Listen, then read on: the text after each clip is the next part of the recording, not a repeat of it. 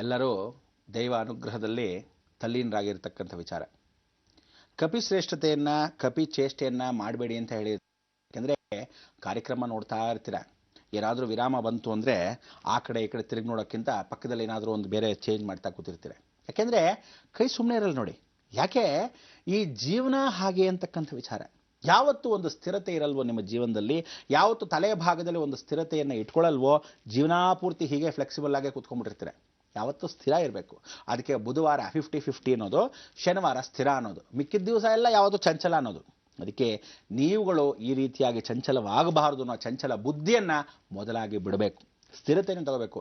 ನಿಮ್ಮ ದೇಹವನ್ನು, ನಿಮ್ಮ ಆರೋಗ್ಯವನ್ನು, ನಿಮ್ಮ ರಕ್ಷಣೆಯನ್ನು ಮೊದಲಾಗಿ ಮಾಡ್ಕೋಬೇಕಾದ್ರೆ ಫಸ್ಟ್ ಕಾನ್ಫಿಡೆನ್ಸು ನಿಮ್ಮ ಮೇಲಿರಬೇಕು, ಬೇರೆಯವರ ಮೇಲೆ ಪ್ರಶ್ನೆ ಅಲ್ಲ. ಅದಕ್ಕೆ ಕಪಿಗಳು ಹೀಗಿಂದ ಹಾಗೆ, ಹಾಗಿಂದ ಹೇಗೆ, ಜಂಪಿಂಗ್ ಜಾಕ್. ಅದಕ್ಕೋಸ್ಕರ ಜಂಪ್ ಆಗ್ತಾ ಹೋಗಬೇಡಿ, ಒಂದು ಕಡೆ ಕೂತಿರಿ ಅಂತ ಅವಾಗವಾಗ ಬೈಯೋದು. ಈ ಬೈಯೋ ಪ್ರಶ್ನೆಗಿಂತ ನಿಮ್ಮಲ್ಲಿ ಒಳ್ಳೆತನ ಯಾವತ್ತು ಕೆಟ್ಟು ಹೋಗುತ್ತೋ ಅಥವಾ ಕೆಟ್ಟತನ ಮಾರ್ಪಾಡಾಗೋ ಸಮಯದಲ್ಲಿ ಯಾವುದಾದ್ರು ಕಪಿಗಳು ಬೇರೆ ಬಂದು ಎಳೆಯುತ್ತೋ, ಇದನ್ನೆಲ್ಲ ಚಂಚಲ ಅಂತ ಕರಿತೀವಿ. ಈ ಚಂಚಲ ಮನಸ್ಸು ಕೊಡೋದು ಎಲ್ಲಿ ಗೊತ್ತಾ? ಚಂದ್ರನಿಂದನೇ.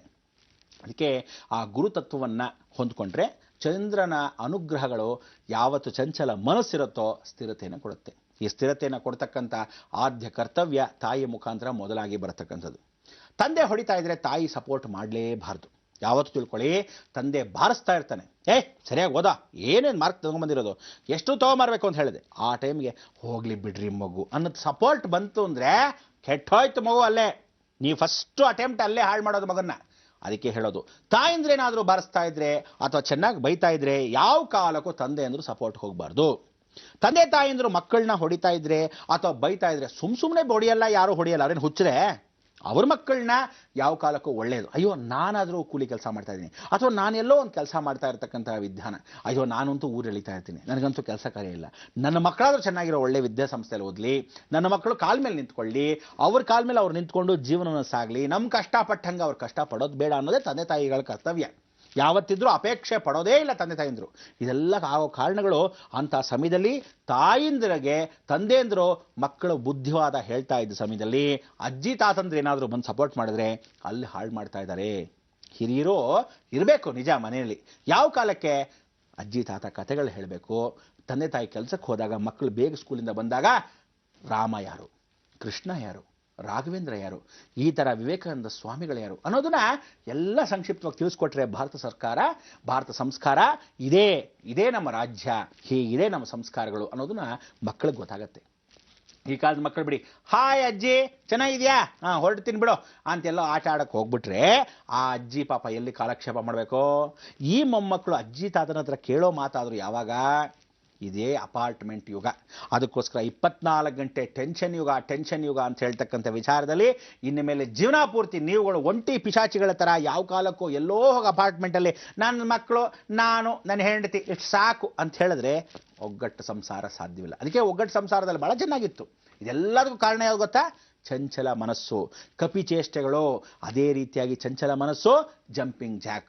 ಮೈಂಡ್ ಜಂಪ್ ಆಗ್ತಿರುತ್ತೆ. ನೀವು ಜಂಪ್ ಆಗದೆ ಇದ್ದ ಹಾಗೆ ಒಂದು ಜಂಪರ್ನ ನಟ್ಟು ಬೋಲ್ಟ್ ಹಾಕಿ ಕೂಡಿಸ್ಬೇಕು. ಆ ಕೂಡಿಸೋ ತನ ಗುರುತತ್ವ. ಅದಕ್ಕೆ ನಿಮ್ಗಿರೋದು ಒಂದೇ ಮಾರ್ಗ, ಗುರಿ. ಮುಂದೆ ಗುರು, ಹಿಂದೆ ಗುರಿ. ಹಾಗೆ ಆ ಗುರುವನ್ನು ಹಿಡ್ಕೊಂಡು ಹೋಗ್ತಾ ಇದ್ರೆ ಆ ಗುರಿ ನಿಮ್ಮನ್ನು ಸಾಧಿಸ್ತಾ ಇರುತ್ತೆ, ಜೀವನ ನಡೆಸ್ಕೊಂಡು ಹೋಗ್ತಿರುತ್ತೆ. ಚಂಚಲ ಮನಸ್ಸಿಗೆ ಸ್ಥಿರತೆಯನ್ನು ಕೊಡ್ತಾರೆ ಜಗನ್ಮಾತೆ. ಅದಕ್ಕೆ ಹೇಳೋದು, ಗುರುವಾಗಿ ಬರ್ತಾಳಂತೆ, ಕರ್ಕಾಟಕ ರಾಶಿಯಲ್ಲಿ ಕೂತ್ಕೊಂತಾಳೆ ಅಂತೆ. ಇಷ್ಟೆಲ್ಲ ವಿಸ್ತರಣೆಯನ್ನು ನಿಮಗೆ ನೀಡಿದ್ದು, ಈ ಉದಾಹರಣೆಗಳು ಅದಕ್ಕೆ ಕೊಟ್ಟಿದ್ದು. ಈಗ 2ನೇ ಭಾಗಕ್ಕೆ ಬರೋಣ. 2ನೇ ಭಾಗ ನಕ್ಷತ್ರ ರಾಶಿಯಲ್ಲಿ ಕೂತ್ಕೊಳ್ತಕ್ಕಂಥ ವಿಧಿವಿಧಾನ, ನೀರಿನಾಂಶ. ಮೊದಲೆಲ್ಲ ನೀರಿನಾಗ ಮುಗಿಸ್ಬೇಕು. ಅದಕ್ಕೆ ನೀರು ತತ್ವಗಳಲ್ಲಿ ನಾವು ಏನು ಹೇಳ್ತಾ ಇದ್ವಿ? ಮೇಷ, ವೃಷಭ, ಮಿಥುನ, ಕರ್ಕಾಟಕ ಅಂದ್ರೆ 4ನೇ ಭಾಗ, ಅದು ಜಲತತ್ವ. ಇನ್ನೊಂದು ಮತ್ತೆ ತಿರುಗಿ ಸಿಂಹ, ಮಿಥುನ ಅನುಗ್ರಹವನ್ನ ಕೊಡ್ತಕ್ಕಂಥದ್ದು. ಈ ಸಿಂಹ ಮತ್ತು ಮಿಥುನ ಮಧ್ಯದಲ್ಲಿ ಯಾರಿದ್ದಾರೆ? ಕರ್ಕಾಟಕ. ಸಿಂಹ ಅಂದ್ರೆ ಅಗ್ನಿ, ಆ ಅಗ್ನಿಯ ಮಧ್ಯದಲ್ಲಿ ಯಾವುದೋ ವಾಯುತತ್ವ. ಗಾಳಿ, ಎರಡೂ ಅಗ್ನಿ ಮತ್ತು ಗಾಳಿ ಶತ್ರು ಸ್ಥಾನದಲ್ಲಿ ಕೂತಿರೋದೇ ನೀರು. ಅದಕ್ಕೋಸ್ಕರ ಆ ನೀರು ಈ ಕಡೆ ಶತ್ರು, ಆ ಕಡೆ ಮಿತ್ರ. ಈ ಕಡೆ ಯಾವ ಕಾಲಕ್ಕೂ ಸಂಬಂಧವೇ ಇಲ್ಲದ ಹಾಗೆ. ಗಾಳಿ ಜೊತೆ ಏನಾದರೂ ನೀರು ಬೆರೆಯುತ್ತಾ? ಬೆರೆಯಲ್ಲ. ಹಾಗೆ ತಾಯಿತನೂ ಹಾಗೆ, ಯಾರ ಜೊತೆನೋ ಬೆರೆಯಲ್ಲ. ತನ್ನದೇ ಆದ ಒಂದು ಗುರಿ, ತನ್ನದೇ ಆದ ಒಂದು ಸಪೋರ್ಟು, ಈ ರೀತಿ ಜೀವನ ನಡೆಸ್ತಾರೆ. ಅದಕ್ಕೆ ನೀವೆಲ್ಲ ಏನು ಮಾಡಬೇಕು? 3ನೇ ಅಗ್ನಿ ತತ್ವಕ್ಕೆ ಬರಬೇಕು. ನಾವು 3ನೇ ಅಗ್ನಿ ತತ್ವಕ್ಕೆ ಬರೋಣ. ಈ ಅಗ್ನಿ ತತ್ವದಲ್ಲಿ ಕೂತ್ಕೊಳ್ತಕ್ಕಂಥ ವಿಧಾನ ಯಾವುದು ಅಂದರೆ ಸಿಂಹ, ಅದಾದ ಮೇಲೆ ಕನ್ಯಾ, ಅದಾದ ಮೇಲೆ ತುಲ, ಆಮೇಲೆ ವೃಶ್ಚಿಕ. ಈ ವೃಶ್ಚಿಕ ಅನ್ನೋದು ಜಲತತ್ವ. ಮೂರನೇ ಅನುಗುಣವಾಗಿರ್ತಕ್ಕಂಥದ್ದು ಮೀನರಾಶಿಯಲ್ಲಿರ್ತಕ್ಕಂಥ ವಿಚಾರ. ಅದಕ್ಕೆ ಆ ಮೀನ ರಾಶಿಯಲ್ಲಿ ತಾಯಿ ಏನು ಮಾಡ್ತಾಳಂತೆ, ಶುಕ್ರನ ಅಂಶದಲ್ಲಿ ಕೂತ್ಕೊಂತಾಳೆ. ಶುಕ್ರ ಉಚ್ಚ ಸ್ಥಾನದಲ್ಲಿ ಕೂತ್ಕೊಳ್ತಕ್ಕಂಥದ್ದು ಅದೇ ಜಾಗದಲ್ಲಿ. ನೀವು ಎರಡನೇದು ಬರ್ಕೋಬೇಕು, ಶುಕ್ರ ಅಂತ ಹಾಕೋಬೇಕು. ಮೇಷರಾಶಿಯಿಂದ ಪಕ್ಕ ಭಾಗದಲ್ಲಿ ಇರ್ತಕ್ಕಂಥದ್ದೇ ಮೀನರಾಶಿ. ಮೀನರಾಶಿ ಅಂತಕ್ಕಂಥದ್ದು ನೀರಿನ ಅಂಶ. ನೀವು ಅಲ್ಲಿ ಬರ್ಕೋಬೇಕಾದ್ದೇನು ಅಂದರೆ, ಪಕ್ಕದಲ್ಲಿ ಶುಕ್ರ ಡ್ಯಾಶ್ ಮೀನರಾಶಿ. ಶುಕ್ರ ನೀರಿನಲ್ಲೇ ಕೂತ್ಕೊಳ್ಳೋದ್ರಿಂದ ಲಕ್ಷ್ಮಿ, ಲಕ್ಷ್ಯವನ್ನು ಸಾಧಿಸೋ ಲಕ್ಷ್ಮಿ, ನೀರಿನ ಅಂಶ. ಕೈಗಿರುತ್ತೆ, ದುಡ್ಡು ಸಿಗಲ್ಲ, ಖರ್ಚಾಗ್ತಾ ಇರುತ್ತೆ, ನೀರು ಥರ. ಅದಕ್ಕೆ ಹೇಳೋದು, ಕೈಗೆ ಸಿಕ್ಕಿ ಸಿಗದೇ ಇರತಕ್ಕಂಥದ್ದೇ ಚಂಚಲ. ಆ ಚಂಚಲ ಮನಸ್ಸು ಸ್ತ್ರೀಯಾಗಿ ಶಕ್ತಿಯಾಗಿ ಕೂತ್ಕೊಳ್ಳೋ ಜಾಗವೇ ಮೀನರಾಶಿ. ಆ ಮೀನರಾಶಿ ಉಚ್ಚಸ್ಥಾನ ಸಾಕ್ಷಾತ್ ಜಗನ್ಮಾತೆ. ನೀವಲ್ಲಿ ಮಾಡ್ಕೋಬೇಕಾದೇನು ಅಂದರೆ, ಬರ್ಕೊಂಡು ಡ್ಯಾಶ್ ಹಾಕ್ಕೊಂಡಾಗ ಸಾಕ್ಷಾತ್ ಜಗನ್ಮಾತೆ ಅಂತ ಹಾಕೋಬೇಕು. ಯಾರೋ ಮಹಾಲಕ್ಷ್ಮಿ ಬರ್ಕೊಳ್ಳಿ. ಪಕ್ಕದಲ್ಲಿ ಅಲ್ಲಿ ಪಾರ್ವತಿ ಪರಮೇಶ್ವರ, ಮೀನರಾಶಿಗೆ ಸಾಕ್ಷಾತ್ ಮಹಾಲಕ್ಷ್ಮಿ ಅಂತ ಬರ್ಕೋಬೇಕು. ಈ ಮಹಾಲಕ್ಷ್ಮಿ ಗಜಯೋಗದಲ್ಲಿ ಕೂತ್ಕೊಂತಾಳೆ. ಎರಡು ಭಾಗ ಗಜಲಕ್ಷ್ಮಿ ಆಗಿರ್ತಾಳೆ. ಅದಕ್ಕೆ ಯಾವುದೇ ಒಂದು ದೇವಸ್ಥಾನಕ್ಕೆ ಹೋಗಿ, ಎಂಥ ದೇವರಾದ್ರೂ ದ್ವಾರದ ಮೇಲ ಭಾಗದಲ್ಲಿ ಏನಿರುತ್ತೆ, ಗಜಲಕ್ಷ್ಮಿ. ಲಕ್ಷ್ಮಿ ಚಂಚಲೆ, ಆದರೆ ಬಾಯಿ ಹಿಡಿದು ಕೈ ಕಟ್ಟಿ ಲಕ್ಷ್ಮಿ ಹಿಡ್ಕೊಳಕ್ಕಾಗತ್ತಾ? ಸಾಧ್ಯವಿಲ್ಲ. ಎರಡು ಗಜಯೋಗಗಳು ಅಂದರೆ ಎರಡು ಆನೆಗಳು, ಅದು ಮಧ್ಯದಲ್ಲಿ ಬಿಳಿ ಶ್ವೇತ ಆನೆ.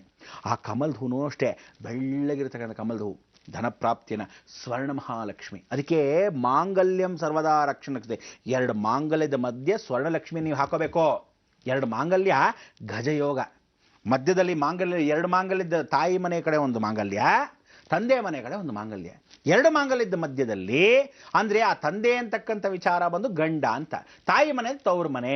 ಇವರಿಬ್ಬರು ಮಾಂಗಲ್ಯದಲ್ಲಿ ಏನು ಹೇಳುತ್ತೆ, ಮಧ್ಯದಲ್ಲಿ ಸ್ಥಿರವಾಗಿ ಚರಲಕ್ಷ್ಮಿ. ಚರಲಕ್ಷ್ಮಿ ಸ್ಥಿರವಾಸ, ಭದ್ರ ಕೂತ್ಕೋಬೇಕು. ಹೇಗೆ ಆ ಸ್ವರ್ಣಲಕ್ಷ್ಮಿ ಬಂಗಾರದ ಕಾಸನ್ನ ಹಾಕೊಂಡಾಗ ಮಾಂಗಲ್ಯ ರಕ್ಷಣೆಯನ್ನು ಯಾವತ್ತೂ ಮಾಡಿದಾಗ ಗಜಗಳು, ಎರಡು ಆನೆಗಳಿದ್ದ ಹಾಗೆ ಆ ಲಕ್ಷ್ಮಿನ ಕಾಪಾಡ್ತಾರೆ.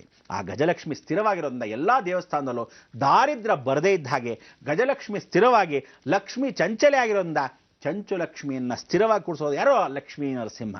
ಅದಕ್ಕೆ ತೊಡೆ ಮೇಲೆ ಭದ್ರವಾಗಿ ನಾವು ಕೂಡಿಸ್ಕೊಳ್ಳೋಕ್ಕೆ ಪ್ರಯತ್ನ ಪಡಬೇಕು ಅಷ್ಟೇ ಹೊರತು ಹಿಡ್ಕೊಳ್ಳೋಕ್ಕೆ ಸಾಧ್ಯವಿಲ್ಲ. ಅದಕ್ಕೆ ಚರಲಕ್ಷ್ಮಿ ಸ್ಥಿರವಾಸಃ ಅಂತ.